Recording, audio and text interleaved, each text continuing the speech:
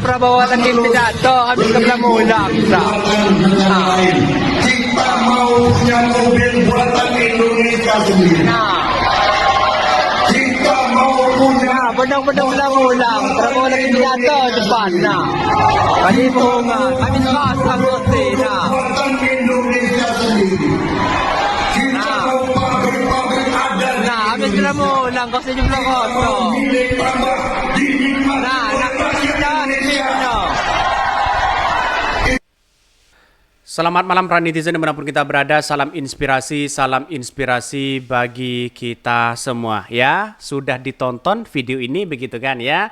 Sudah jelas mungkin orang-orang mereka begitu kan agak malas untuk mendengarkan ya pidato-pidato Prabowo yang dianggap mungkin ya salah satunya ya seperti itu aja mereka begitu kan.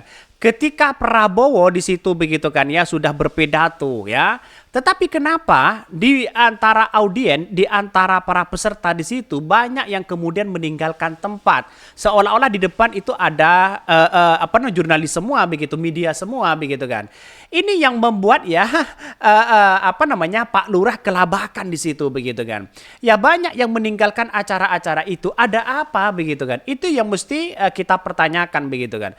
Jadi artinya apa? Artinya selama ini yang saya tahu dengan adanya narasi-narasi seperti ini dan video-video yang viral hari ini begitu kan sudah membuktikan bagaimana seseorang Prabowo yang pidatonya hanya itu aja, tidak ada perubahan ya, tidak ada bagaimana ya perubahan pidato itu ya dari 2014, 2019, ya 2024 itu aja mereka. Hanya saja Pak Prabowo itu tidak mengeluarkan kata-kata antek asing begitu kan ya.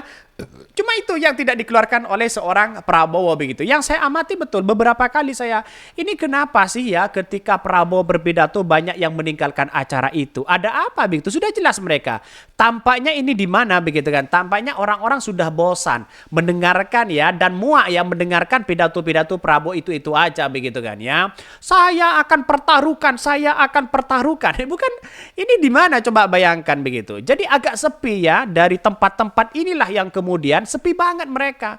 Ya mungkin ya pidato-pidato Prabowo dicampur adukkan dengan emosi. Satu emosi karena banyak yang meninggalkan, audiennya banyak yang meninggalkan. Terus kemudian satu sesi agak happy karena mungkin agak mendekat para media itu. Tapi ya tempat kursi ya masih banyak yang kosong. Jangan-jangan ini mata saya yang nggak lihat begitu atau suasana gaib atau apa begitu kan. Tapi yang jelas ini negara demokrasi begitu kan. Di depan pidatonya Prabowo berapi-api di situ begitu kan. Sama dengan 2014, 2019 seperti itu begitu kan. Tapi dengan adanya seperti ini banyak yang meninggalkan ya seorang Prabowo. Ada apa? Itu yang mesti dipertanyakan hari ini begitu kan. Dan sampai hari ini belum menemukan titik temu. Enggak mungkin ada sebagian mereka yang merekam agak orang Madura satunya agak aneh begitu kan. Kita lihat saja, enggak sopan Prabowo lagi ngomong ya, lalu ada yang meninggalkan ya. Karena sepi lanjut part 2. Ini dari Subang begitu ya. Biasanya ditahan di pintu keluar ya. Itu kan menjelang akhir acara. Ya wajar pada mau pulang kata penduduk fanatik 02. Lumayanlah dapat duit cuma dengerin capres ngomong, pendukungnya nggak diminta ngomong. Ya itu komentar-komentar dari netizen. Beda lagi kalau sambil dialog tanya jawab itu pasti nggak ngebosenin. Gue nggak peduli sama Gibran, gue tetap Prabowo. Gibran ya status sama seperti Ma'ruf Amin, nggak berguna. Itu komentar-komentar dari netizen. Tapi bukan seperti itu cara kita ya pandangan kita melihat dengan suasana demokrasi seperti ini. Oke lah, ini sepi, ini tidak, kampanye ini sepi, ini ramai dan sebagainya. Oke lah, tidak menjadi masalah. Yang menjadi kendala penting kita itu kenapa setiap hari muncul narasi-narasi seolah-olah ya ini belum dimulai, ini lembaga survei, ini dan itu, klarifikasi sana, klarifikasi itu begitu kan. Oke lah, akui aja mereka begitu kan. Toh pada akhirnya yang menilai bangsa kita. Seharusnya kan seperti itu begitu. Jadi artinya apa? Artinya kalau kita melihat dengan sebuah realitas ini agak jauh Prabowo untuk menang begitu kan ya. Ada yang mengatakan kenapa Tum ya kemana ya partai sosmed sekarang ini. Apakah ini yang dikatakan Pak Prabowo, ambil uangnya pilih yang lain? Ini faktanya gimana katanya begitu kan. Ini banyak sekali ya komentar-komentar dari netizen di situ begitu kan. Ada yang mengatakan, wah ini gimana coba bayangkan. Saya sampai hari ini masih simpang siur ya dalam artian bahwa kenapa di acara-acara Prabowo itu tidak semeriah 2019? Itu yang sangat disayangkan. Maka mungkin orang yang suka pada Prabowo masih belum menentukan sikap karena ya masih ada Gibran di situ begitu. Yang menjadi kendala itu memang Gibran begitu kan. Kalau Pak Prabowo sendiri tidak menjadi masalah itu begitu. Justru ya Prabowo itu diuntungkan, Partai Gerindra akan semakin naik ya elektabilitasnya di situ begitu kan. Tapi pada kenyataannya adalah bagaimana ya seorang Prabowo ini bisa menang. Karena ini kesempatan terakhir sebagai seorang Prabowo di umur 72 tahun. Seharusnya seperti itu begitu kan. Saya 2014, 2019 ya tetap mendukung Prabowo.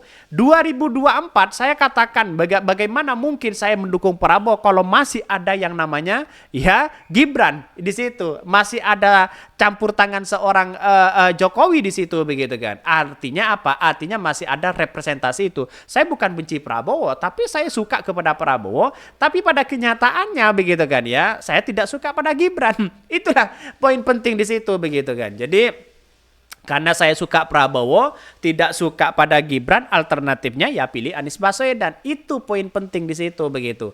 Maka saya katakan sejak awal di mana-mana ke teman-teman saya bukan benci Prabowo. Justru 2014, 2019 ya suka kepada Prabowo. 2024 saya suka Prabowo. Tapi ya saya tidak suka pada Gibran. Itu poin penting. Maka alternatif itu ya pilihan saya adalah kepada Anies Baswedan. Itu poin penting di situ begitu. Artinya apa? Artinya selama ini ya bagaimana tidak kecewa seorang Prabowo kalau toh sudah berpidato seperti ini, banyak para peserta itu meninggalkan tempat di situ begitu. Itu sangat disayangkan begitu ya. Sangat-sangat disayangkan. Bahkan ya Prabowo yang dulu 2014 2019 itu tidak seperti hari ini. Kalau dulu mengatakan antek asing ya, itu poin penting begitu kan. Tapi sekarang sudah ya karena berdekatan dengan Jokowi, representasi Jokowi, tidak mungkinlah mengatakan seperti itu. Karena apa? Karena di era Pak Jokowi ya kita lihat saja realitasnya bagaimana begitu kan. Tapi masyarakat Indonesia cukup menjadi perhatian. Bahkan ya satu sisi Pak Prabowo dipastikan akan kalah begitu kan ya. Karena terlalu memaksa bagaimana wakilnya di situ begitu kan. Mungkin kalau yang lain misalnya itu punya kekuatan yang sangat luar biasa. Maka kabarnya bahwa dulu begitu kan ya bergandengan dengan Gibran karena maaf ya dengan apa namanya dengan Ganjar ya, tapi mungkin ya Prabowo tidak mau untuk menjadi wakil begitu kan. Tapi sayang seribu sayang sekarang itu sudah kacau balau di situ. Justru ini menjadi kesempatan bagi Anies Baswedan begitu ya untuk bisa menang ya bersama untuk menuju perubahan dan perbaikan di situ. Dan di situ poin penting gagasan Anies Baswedan itu sangat luar biasa loh dibandingkan dengan seorang Prabowo. Dampaknya apa? Dampaknya kepada kita begitu. Artinya yang saya lihat itu adalah memang benar-benar murni bahwa ya perubahan dan perbaikan itu menjadi cikal bakal ya sebagai kekuatan ekonomi bagi rakyat Indonesia, bagi masyarakat Indonesia. Dibandingkan dengan hanya melanjutkan seorang Jokowi, apa masa depan yang harus kita lakukan? Bukan soal investasi sana sini, tidak begitu kan ya. Tapi ini soal bagaimana kesejahteraan yang ada. Mungkin itu ya yang kami sampaikan ya, tonton terus channel How dari Podcast Rakyat ini karena ada berita-berita menarik dan viral setiap harinya. Salam para netizen, salam inspirasi bagi kita semua. Jangan lupa di-subscribe di YouTube dari Podcast Rakyat ini.